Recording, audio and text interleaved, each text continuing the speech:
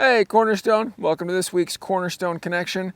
Got some video updates from the kids that were at Camp Flooded last weekend.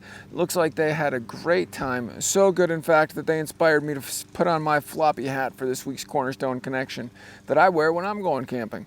A couple of things for you before we hear those updates though. First, Sunday, August 21st at 2 p.m. Cornerstone is going to be going down to a St. Paul Saints game.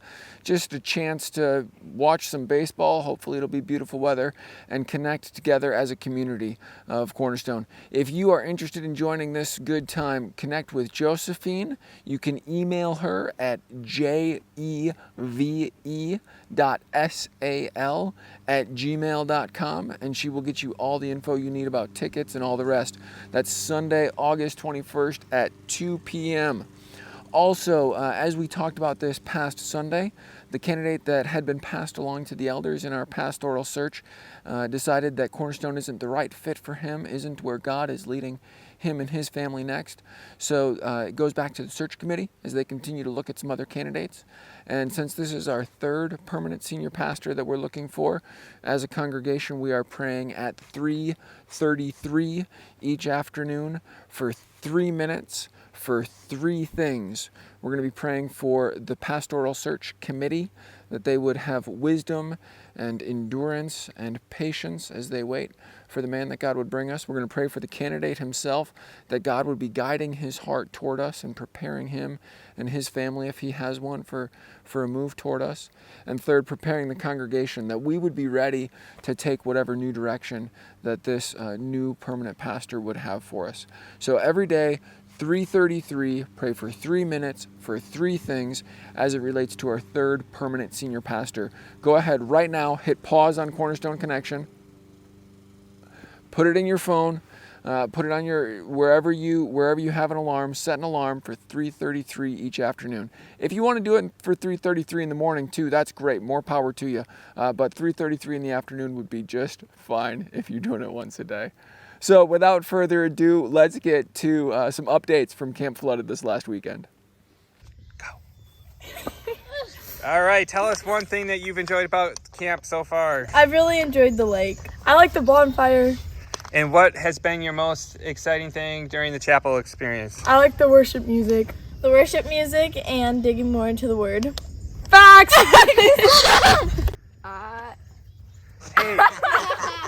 Hey guys, what's one thing that you've enjoyed about the retreat so far?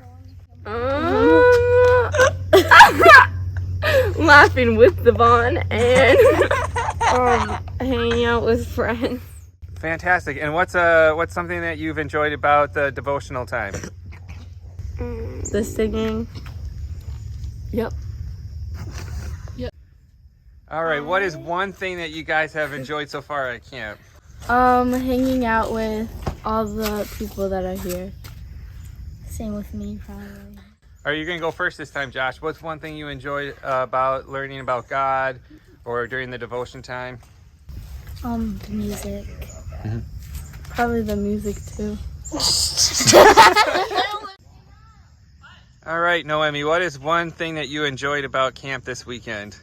The lake. How many hours do you think you swam? Like roughly 4.